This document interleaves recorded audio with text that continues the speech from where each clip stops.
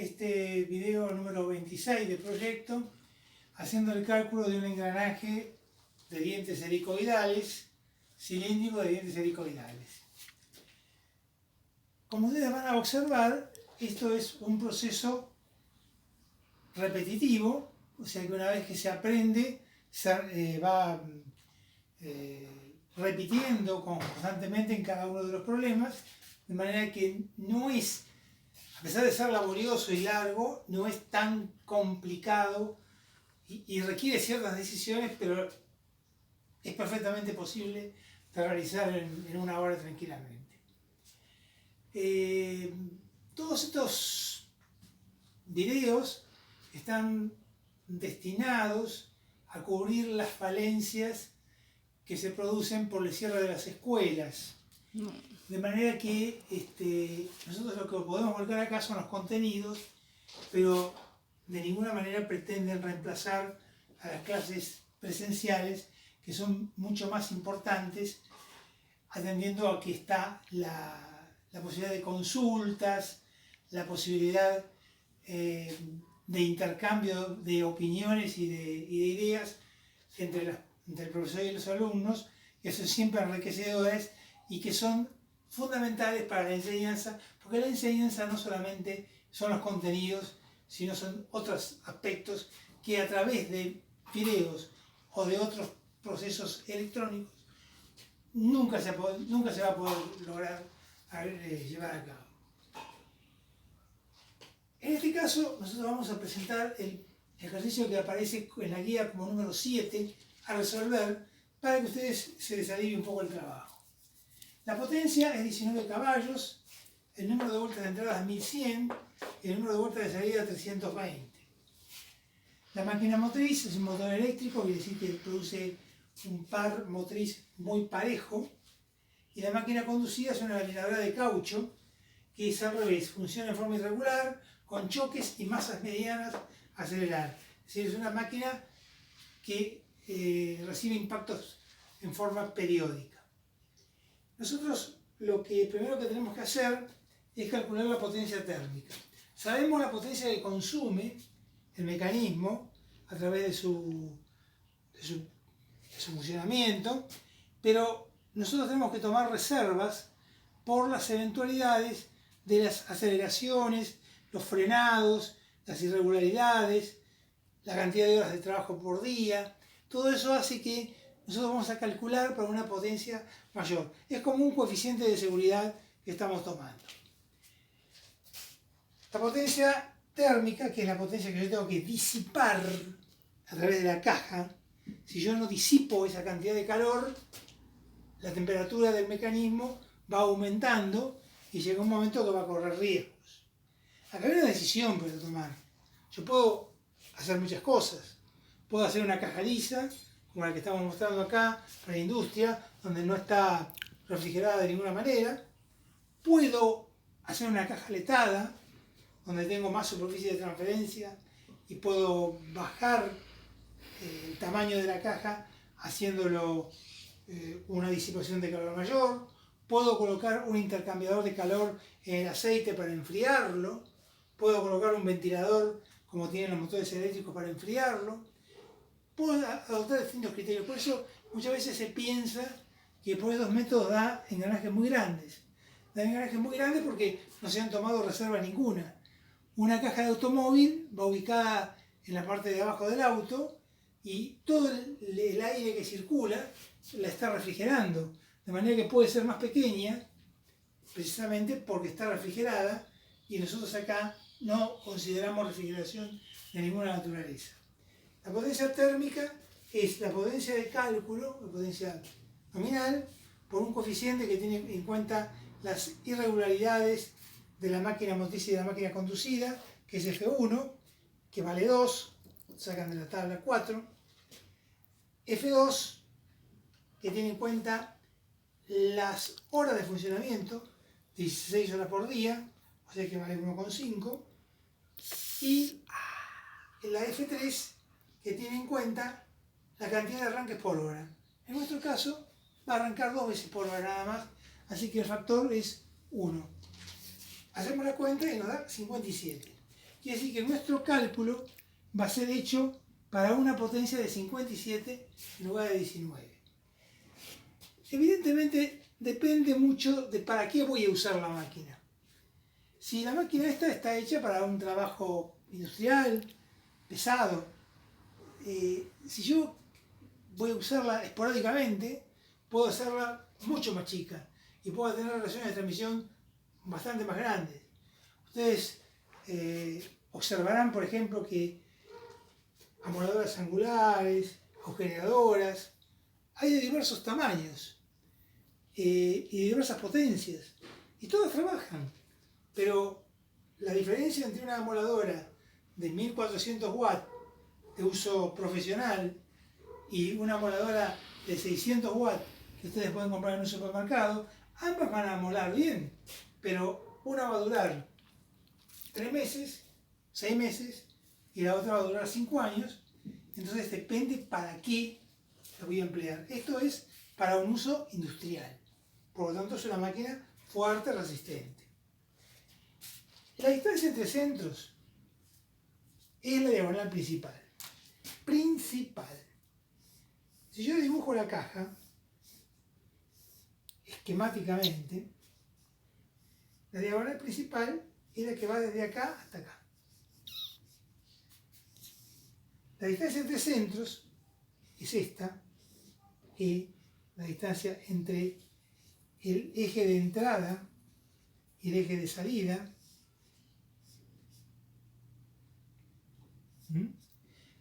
es proporcional a la diagonal principal. Así que hay gente que se ha ocupado de hacer fórmulas experimentales que permiten tener una idea de qué distancia entre centros tengo que tener para poder disipar determinada potencia. Es un conocimiento relativamente nuevo. Cuando nosotros estudiábamos, hace muchos años ya, esto no existía. Entonces lo que había que hacer era proponer un módulo a ojo, dependía mucho de la experiencia del proyectista. Nosotros como estudiantes ninguna experiencia teníamos, así que llevaba a hacer un cálculo, ver que no daba, volver a recalcular 3, 4 veces, cosa que hoy ustedes de una sola vez prácticamente resuelven sin tener que recalcular nada. Entonces, la distancia entre centros es la raíz cúbica, a veces le ponen raíz 275, a veces se baja un poco, todavía más. Hay diversas fórmulas de estas,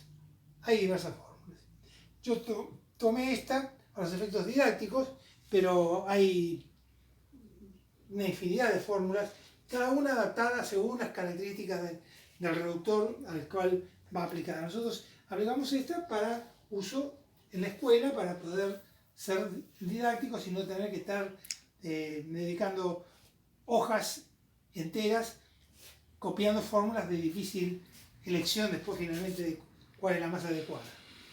Es la raíz cúbica de la potencia térmica por una función de la relación de transmisión, por una función del número de vueltas y por una función que nosotros adoptamos como 5 porque su valor está siempre alrededor de ese número. La relación de transmisión es la relación entre el número de vueltas de entrada y el número de vueltas de salida. Es un valor, no está en ningún lado, es un valor. Nosotros tenemos de entrada 1100 y de salida 320, quiere decir que la relación de transmisión es 3,44. Con eso ingresamos dentro de la función de la relación de transmisión, que es 1,005 dividido I menos 0,005 por I. Esto porque es una sola etapa. Si yo tuviese más de una etapa, yo debo tomar una sola etapa. La primera o la última, pero una sola. Si yo tomo la relación entre el número de vueltas de entrada y el número de vueltas de salida de un reductor de 2 etapas, lo que me va a dar es la distancia entre centros de las 2 etapas sumadas, que no es lo que busco. Nosotros calculamos esta función de la relación de transmisión y vemos que va a dar 0,275. Luego función del número de vueltas de entrada. El número de vueltas de entrada es 1100 dividido 100 elevado a la 2/3 da 4,94. Eso lo introducimos en la fórmula y me dice que la distancia entre centros en decímetros es 2,032. Adoptamos el ángulo de presión 20 grados, el ángulo de la hélice 15 grados, adoptamos 25 dientes por una sola etapa, el número de dientes que me va a permitir elegir el factor de Lewis, que enseguida vamos a aplicar, depende del número de dientes virtual y del ángulo de presión. El número de dientes virtual, como ya lo hemos explicado en otras oportunidades, es aquel que corresponde a una elipse que resulta perpendicular a los dientes y que la longitud de la elipse, el perímetro de la elipse es mayor que el de la circunferencia. Por lo tanto, tiene más dientes que la circunferencia. Tampoco es una elipse muy deformada. Los que en la facultad se calcula este factor, este número de dientes virtuales, y se deduce esta fórmula y vemos que es 27. Bueno, vamos a hacer un intervalo pequeñito y enseguida seguimos. Bueno, seguimos. Entonces, la relación de transmisión es la relación entre el número de vueltas de entrada y el número de vueltas de salida, da 3,44. Como yo había adoptado 25 dientes en el piñón, el número de dientes de la rueda va a ser 25 por 3,44, 86 dientes. Pero ¿qué ocurre? 86 sobre 25 da 3,44. Y si bien no es un mal número, porque tengo que evitar el efecto del diente cazador, tengo que evitar que las relaciones de transmisión sean números enteros, voy a probar bajarle un diente al piñón a ver qué ocurre. Y voy a ponerle 24. 86 sobre 24 me da un número periódico, que es lo mejor que me puede ocurrir, donde en el caso de tenerse un defecto en uno de los dientes, por cualquier motivo, el contacto con el mismo diente de la otra rueda va a ocurrir cada miles de vueltas. Por lo tanto, no voy a tener las dos ruedas deterioradas. Bueno, al haber hecho estos cambios, modifico la relación entre la distancia entre centros. Es módulo por Z1 más Z2 sobre 2 coseno de alfa. Este valor es igual a la distancia calculada, 2,032, lo que me permite tener un módulo de 3,54. El módulo de 3,54 yo podría ir a módulo 3,5, pero preferiría ir a módulo 4 para no tener problemas después de tener que recalcular y tener que terminar haciendo módulo 4 a través de un recálculo. Entonces directamente voy a módulo 4. Con eso calculo la distancia entre centros real, que es 4 por 24 más 86, sobre 2 coseno de 15, y me va a dar 229,16 milímetros. Esta distancia entre centros es muy importante.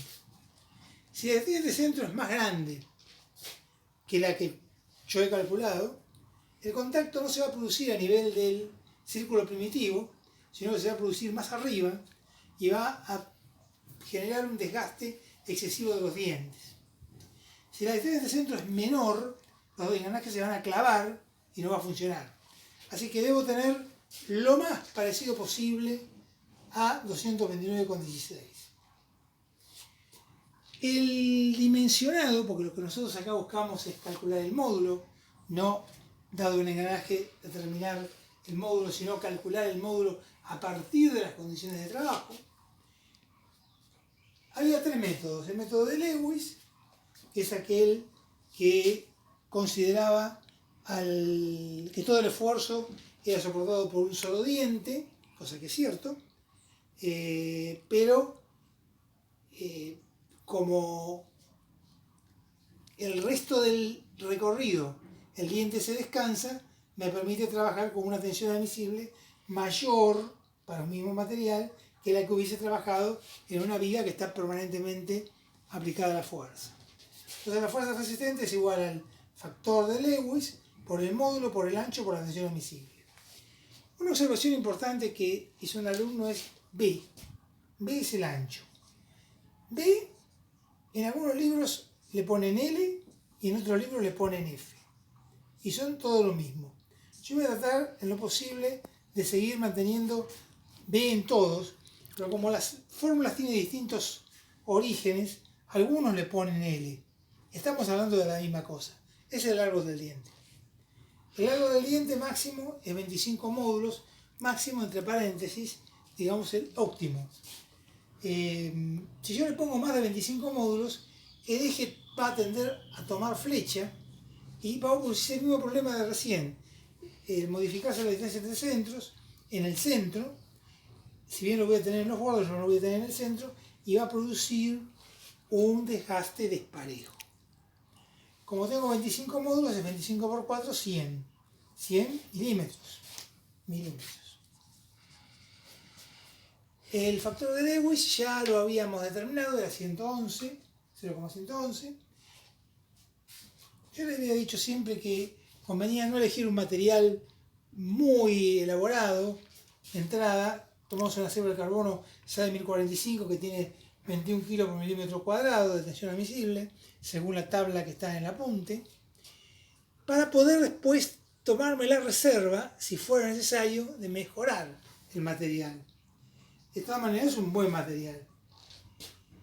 Entonces calculo la fuerza resistente por Lewis y por M, por L, por sigma, 932 kilos.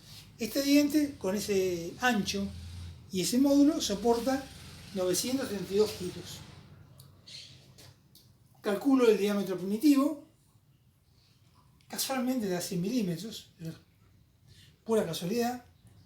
Calculo la fuerza tangencial por la fórmula de la mecánica 71620, potencia sobre el número de vueltas, diámetro primitivo sobre 2, ya vista muchas veces, y me da que la fuerza tangencial que realmente actúa sobre el engranaje es 742. Como 742 es menos de 932, este paso está superado y ya puedo pasar al paso siguiente, que es la verificación a las cargas dinámicas por el método de Buckingham. El método de Barr, que está también en el apunte, en general da siempre. Entonces yo directamente lo odio y voy al de Buckingham, que es el que puede manifestar si hay alguna dificultad. Porque como ha pasado el tiempo desde el principio del siglo XX hasta ahora, al principio se usó el método de Barr y posteriormente, al aumentarse las exigencias a las condiciones actuales, el método de Buckingham es el más óptimo en este momento. Más adelante tal vez surjan fórmulas más exigentes aún. La fórmula parece compleja, pero ustedes tienen que tratar en lo posible de coleccionar todos los valores y no salir de la calculadora.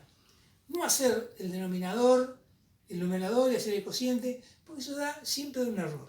Ustedes comienzan haciendo B por C por coseno cuadrado de alfa. Le suman la fuerza tangencial, hallan la raíz cuadrada, multiplican por 1,485, suman, abren paréntesis y hacen esta parte. Una vez que hacen eso, hacen la inversa. Y luego empiezan a multiplicar, porque acá todo se multiplica.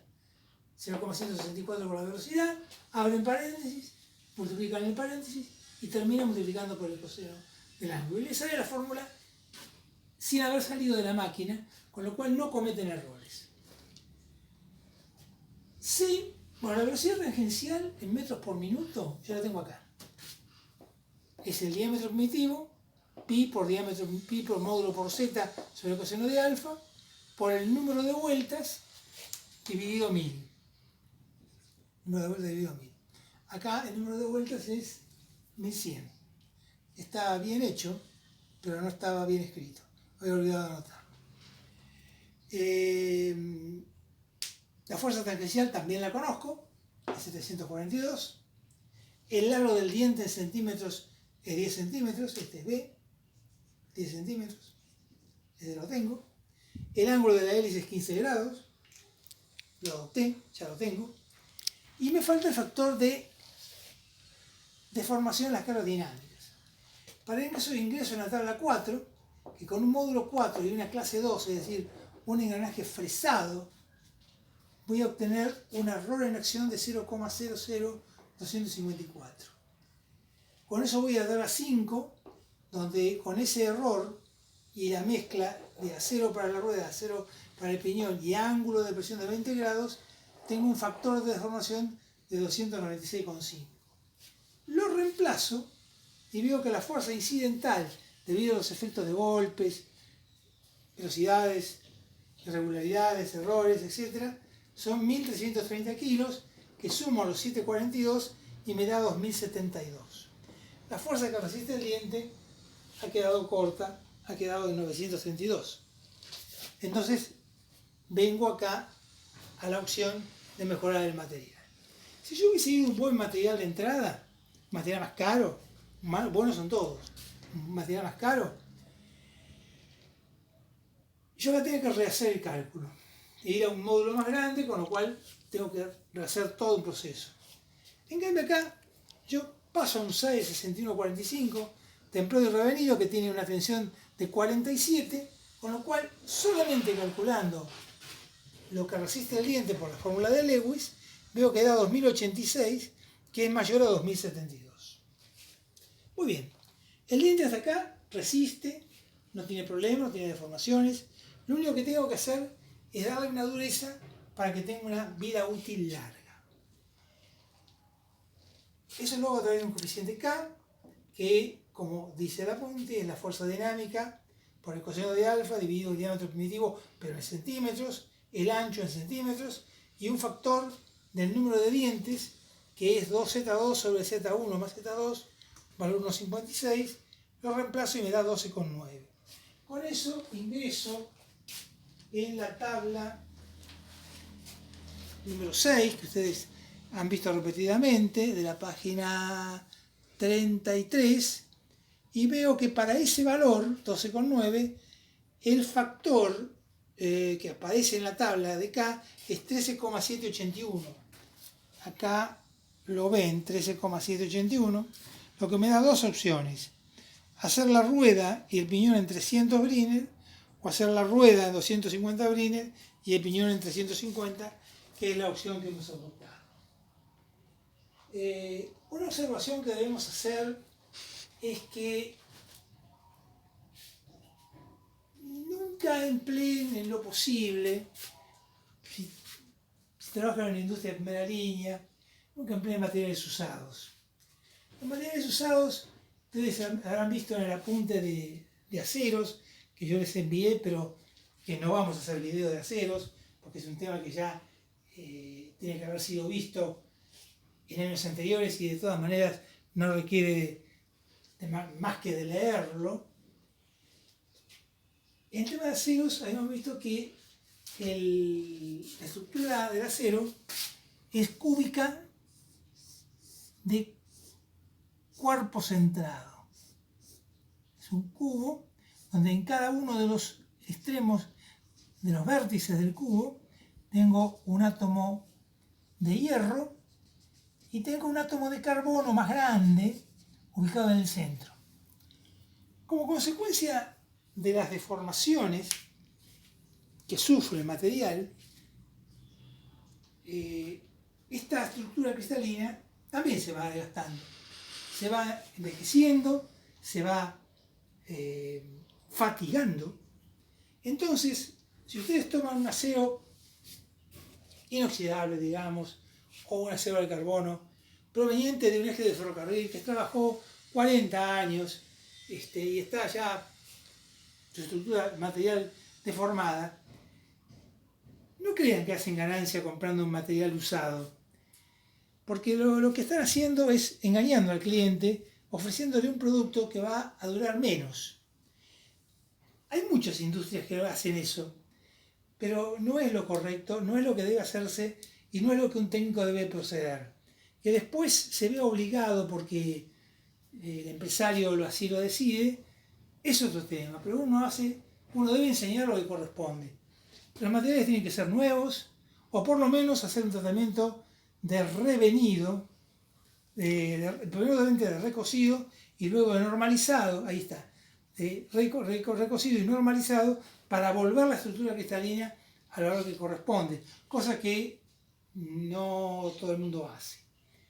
Ustedes en estas clases donde estamos volcando contenido solamente, van a tener que prepararse, y lo que yo les diría siempre es: traten de estudiar aquellas cosas que les van a resultar útiles a ustedes, no lo que les van a resultar útiles a otros o a la escuela.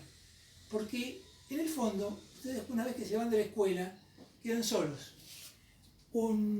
Esas horas de proyecto, que originalmente cuando se crearon fueron tomadas por un gran profesor de la casa, que ya no estaba con nosotros, nos decía siempre: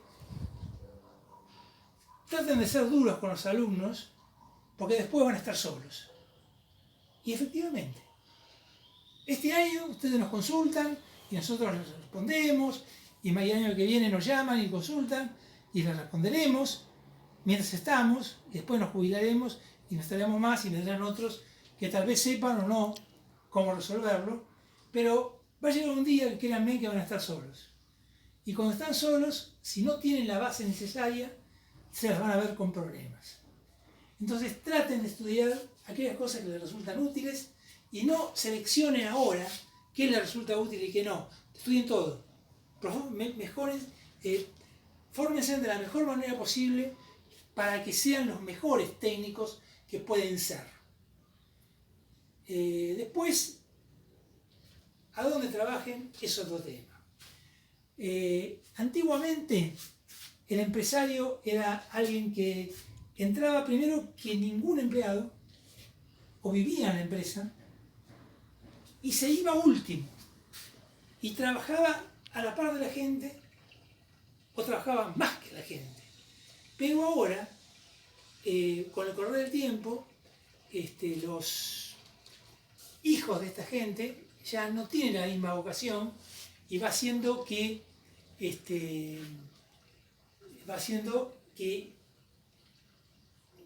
no tengan la misma idea y no se mantengan esos principios, y sean los empleados el hilo donde se corta por lo más delgado, y que van a tener que sufrir las consecuencias de todas las crisis que se les ocurre.